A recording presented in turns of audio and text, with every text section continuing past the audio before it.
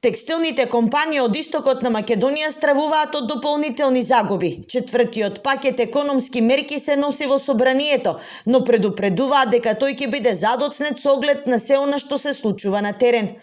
Состојбата од ден на ден се менува и никој не може да прогнозира што ќе следи понатаму, коментираат од текстилниот кластер.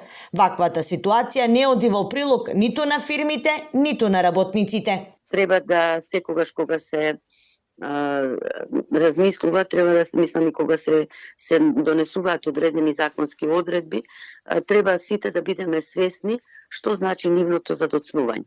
Затоа што економијата, стопанството не е играчка. И секое задоцнување на одредена помош нема да ги даде очекуваните резултати. Уште еден удар врз македонскиот текстил ќе предизвика и воведувањето на едномесечниот карантин во Германија, од каде што се најголемите бизнис партнери на македонските конфекционери. Алтернативите како онлайн продажба се мала утеха, оти се очекува намалување на порачките. Да, во моментот е проблем што треба да се задржат работниците, затоа што и не сме да се затворат капацитетите. Ова ќе помине, а ќе нема, ако тоа се случи, ќе нема кој да продолжи понатаму. Во четвртиот пакет мерки е предвидена помош за исплата на плати и тоа за сите компании кои прикажале загуба во работењето од април до август годинава.